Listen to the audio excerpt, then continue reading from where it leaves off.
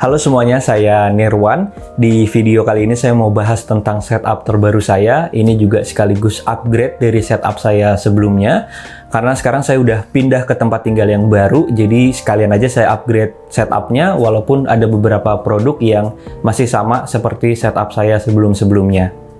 Produk-produk yang saya upgrade di setup terbaru ini cukup penting, mulai dari electric standing desk, terus juga ada kursi, ini kursi yang baru, dan beberapa aksesoris tambahan yang ada di atas meja. Oke, yang pertama saya bahas adalah mejanya. Ini terdiri dari dua bagian, yaitu bagian atas ada top table atau daun meja, dan di bagian bawah ada electric standing desk dari UDesk. Untuk top table-nya ini adalah FJLB atau finger joint laminate board dari kayu karet. Ukuran panjangnya 160 cm, lebarnya 60 cm, dan tebalnya 4 cm. Ini adalah top table yang sama seperti setup saya sebelumnya, cuman yang sisi warna hitam ini tadinya di bagian bawah, dan saya balik. Kenapa saya kasih stiker warna hitam? Karena FJLB ini grade-nya AC, jadi yang sisi grade A itu mulus, nggak ada cacatnya, dan sebaliknya sisi yang grade C itu banyak minusnya seperti bolong-bolong. Dan akhirnya saya tambal, terus saya amplas sampai halus sebelum saya kasih stiker warna hitam ini. Stiker ini namanya PVC interior film dari Kertasif. Warna yang saya pilih adalah charcoal black. Enaknya pakai PVC interior film dari Kertasif ini, di balik stikernya udah ada garis-garis modulnya. Terus juga ada ukuran sentimeternya, jadi kita tinggal ikutin aja garis modul ini sesuai dengan ukuran yang kita mau. Pemasangannya juga gampang karena kita udah dikasih KP atau scraper untuk ngeratain PVC ini ke media yang kita tempel. Hasilnya bagus dan menempel dengan sempurna di top table ini. Selanjutnya untuk kaki meja, saya pakai electric standing desk. Ini adalah UDesk Pro versi kedua. UDesk sendiri adalah brand lokal yang jual banyak aksesoris untuk kebutuhan setup yang kita punya. Salah satunya adalah electric standing desk ini. Jadi sekarang meja ini bisa naik turun. Kalau misalkan saya udah kelamaan duduk dan mau berdiri, saya bisa atur meja ini jadi lebih tinggi. UDesk Pro versi kedua ini bisa menahan top table hingga ukuran maksimal 220 x 100 cm. Karena top table saya hanya 160 x 60 cm, jadi nggak masalah buat electric standing desk ini. Untuk posisi duduk, saya atur tinggi mejanya di 66 cm, dan posisi berdiri saya atur di 96 cm. Dan UDesk Pro versi kedua ini bisa kita atur ketinggiannya minimal di 60 cm dan maksimal di 125 cm. Untuk suara dari motor atau mesinnya juga nggak berisik, menurut saya malah satisfying banget suaranya.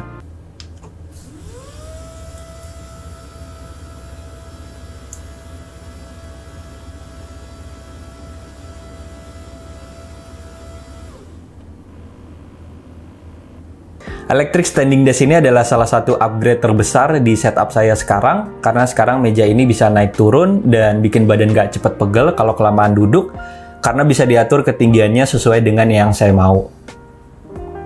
Oh iya, top table ini nggak saya baut ke bagian electric standing desk-nya, karena kalau saya bosen dengan tampilan meja hitam kayak gini, saya tinggal balik ke sisi yang nampilin FJL dari top table ini. Dan karena di bagian tempat dudukan top table ini ada bantalan karet, jadi nggak bikin baret kayunya, sekaligus juga bikin top table-nya nggak licin saat ada di atas UDesk Pro ini. Selanjutnya untuk kursi, ini juga salah satu upgrade terbesar di setup saya sekarang. Kursi yang saya gunakan adalah Obis Ergo Chair Pro. Obis ini termasuk brand dari UDesk juga, spesifiknya untuk produk kursi. Mereka rilis 3 model sekaligus, yaitu Ergo Chair Basic, Ergo Chair Core, dan Ergo Chair Pro seperti yang saya punya. Obis Ergo Chair Pro ini punya bantalan kursi yang feel-nya itu medium lebih ke hard, jadi nggak soft gitu bantalan kursinya. Yang mana bagus menurut saya karena bisa menahan badan saya itu lebih stabil dibanding bantalan kursi yang terlalu empuk, terutama buat saya yang biasa duduk 8-12 jam per hari di kursi ini.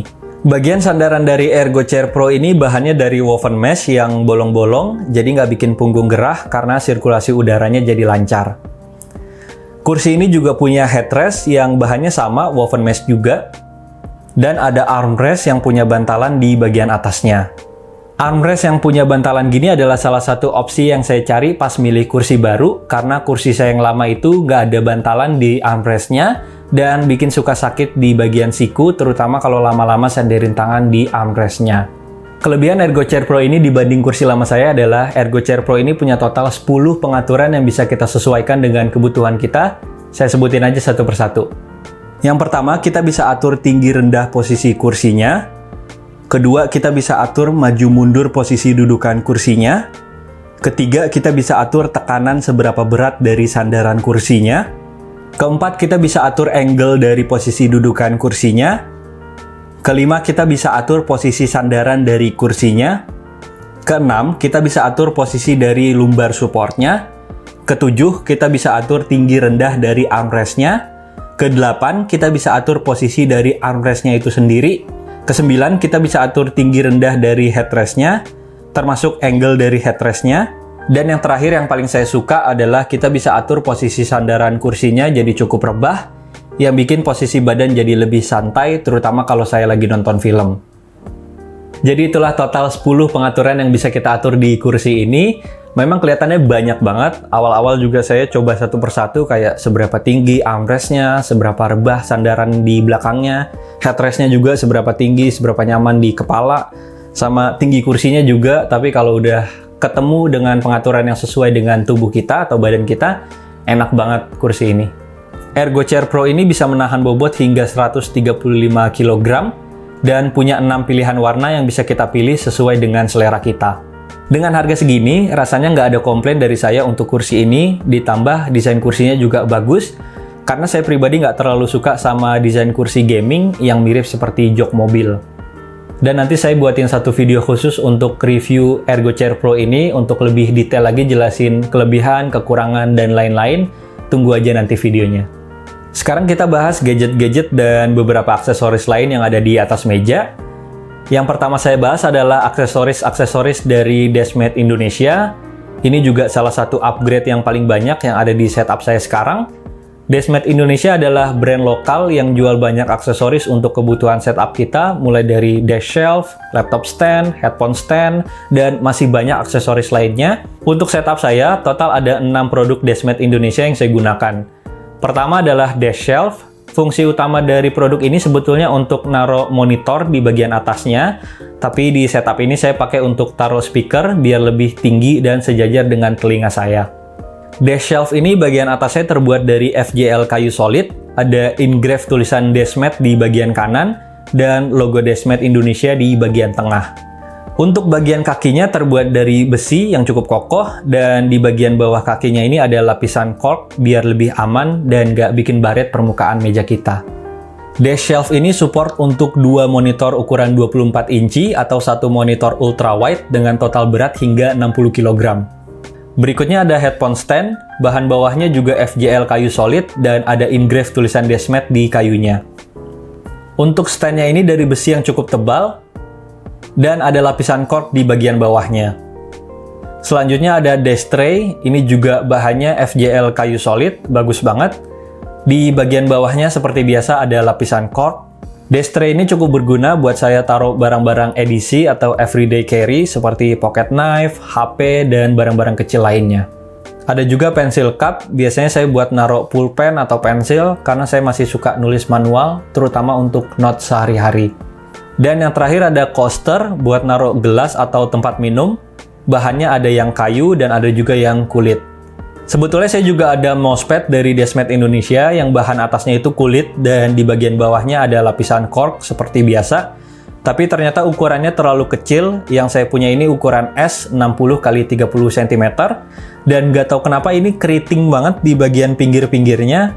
Mungkin karena ada lapisan cork di bagian bawahnya. Jadi untuk mousepad di setup ini saya pakai dari brand Scandiv Company. Ini bahannya premium vegan leather. Ukurannya 40x80 cm. Bahan kulitnya bagus dan smooth gitu permukaannya. Ditambah di sekeliling mousepad ini ada stitching atau jahitan yang asli, bikin kesannya mewah jadi berasa kayak di interior mobil. Di atas mousepad saya pakai mechanical keyboard dari brand Noir, tipenya Noir N2 Pro. Ini adalah mechanical keyboard TKL dengan layout 87 key, jadi ada function key di bagian atasnya, kemudian ada navigation editing key juga, dan yang paling penting adalah ada arrow key di bagian kanan bawah. Noir N2 Pro ini punya 3 pilihan switch, Gateron Yellow, Brown, dan Red. Yang saya punya ini Gateron Yellow. Dan PCB yang digunakan adalah south facing, plus keycaps-nya cherry profile. Selain mechanical keyboard, dalam paket pembelian kita dikasih manual book, satu USB receiver, satu switch cadangan, stiker, kabel USB Type-C yang udah braided, dan keycaps plus switch puller. Noir N2 Pro ini punya 3 pilihan koneksi yang bisa kita pilih. Yang pertama dengan dongle 2,4 GHz, kedua dengan Bluetooth yang bisa connect ke 3 devices yang berbeda, dan yang ketiga dengan wired mode dengan kabel yang tadi udah disediain. Di bagian bawah keyboard juga ada tambahan kaki penopang untuk adjust ketinggian dari keyboardnya. Dan yang terakhir, mechanical keyboard ini juga ada lampu LED kecil di bagian kanan atas untuk nandain caps lock on atau off.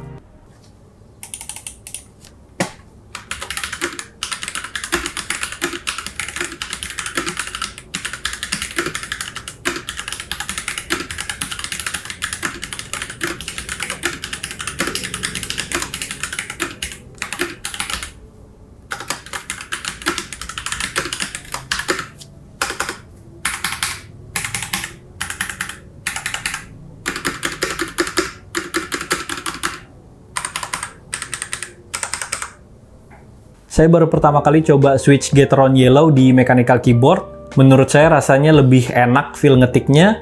Mungkin juga karena di Noir N2 Pro ini udah ada sound dampening foam di dalamnya, jadi suaranya lebih teredam dan lebih enak feel ngetiknya. Dan untuk mouse saya masih pakai Press Play Icarus. Ini gaming mouse pertama yang saya punya dan sampai sekarang masih saya pakai karena enak banget dibanding pakai mouse biasa. Saya juga udah review Press Play Icarus ini buat kalian yang belum nonton. Nanti link video reviewnya saya taruh di deskripsi di bawah. Lanjut ke bagian monitor. Ini adalah monitor yang sama seperti setup saya sebelumnya, yaitu Philips Monitor seri 275E 2FE. Monitor ini ukurannya 27 inci, punya resolusi QHD 2560x1440, dan panel yang digunakan adalah IPS. Yang saya suka dari monitor ini adalah four-sided frameless, jadi keempat sisi layar dari monitor ini full tanpa bezel. Ditambah warna monitornya yang bagus banget, cocok buat kegiatan saya seperti editing video, edit foto, nonton film, sesekali main game juga, walaupun refresh rate monitor ini hanya 75 Hz. Dan saya nggak pakai stand bawaan dari monitornya, karena saya pakai bracket monitor tambahan dari seat stand. Ini yang single arm, bisa untuk monitor hingga ukuran 30 inci.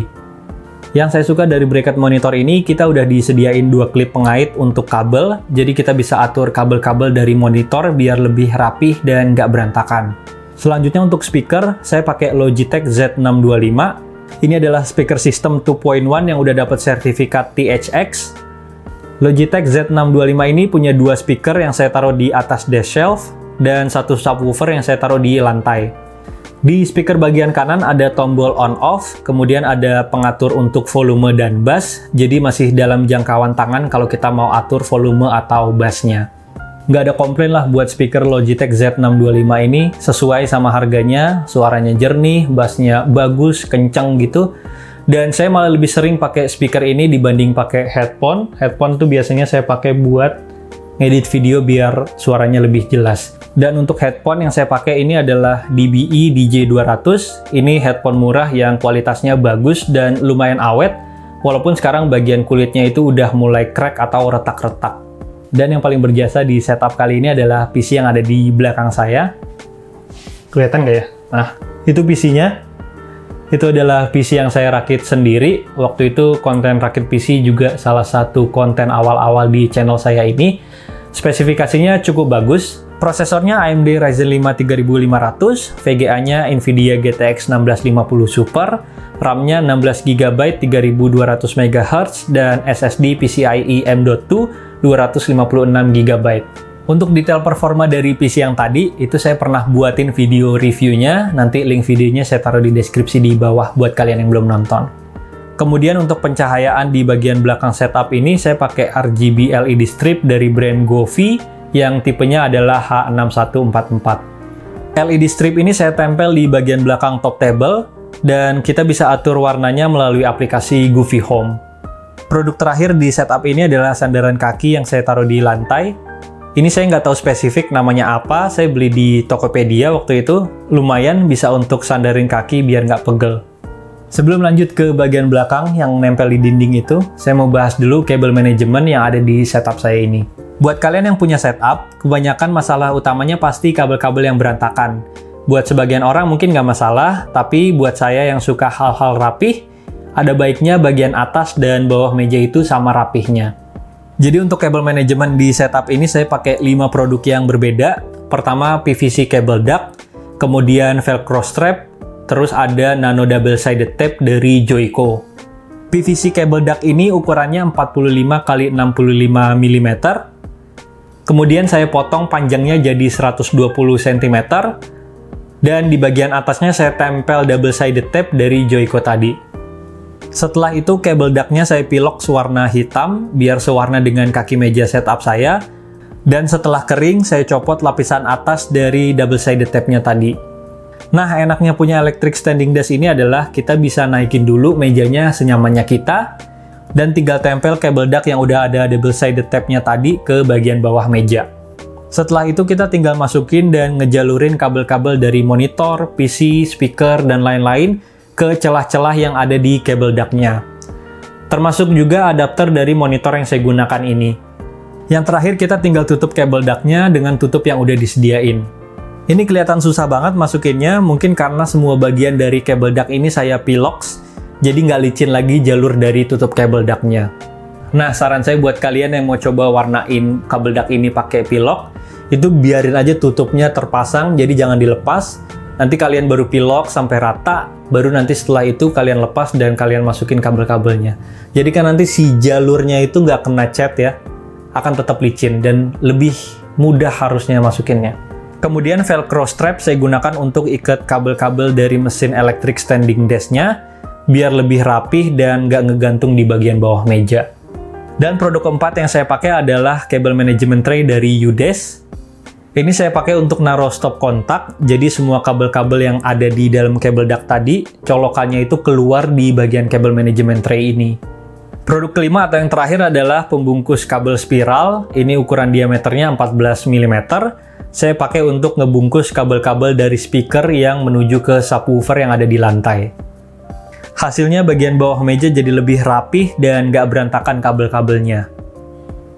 Oh iya, saran dari saya buat kalian yang mau coba kabel manajemen kayak gini dan kalian pakai electric standing desk, pastiin aja kalian pasang dan atur kabel manajemennya ini saat posisi mejanya tinggi biar lebih aman dan nggak ketarik-tarik kabelnya.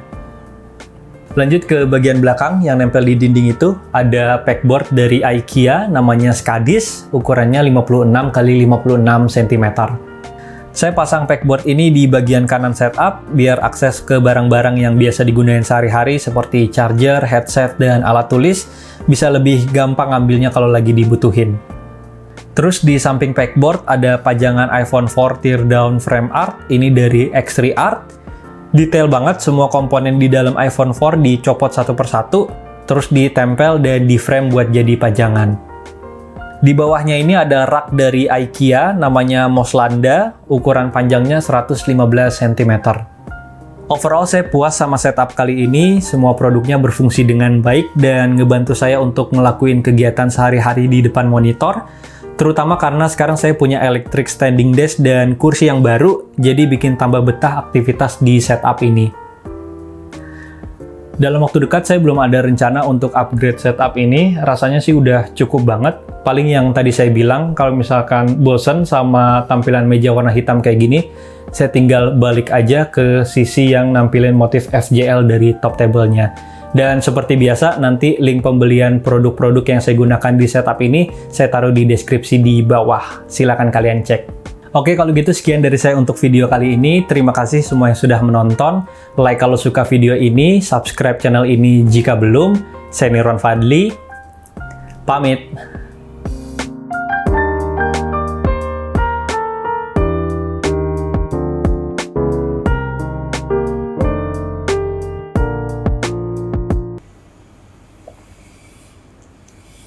Kayaknya tetangga lagi motong besi deh. Bikin kanopi kali ya.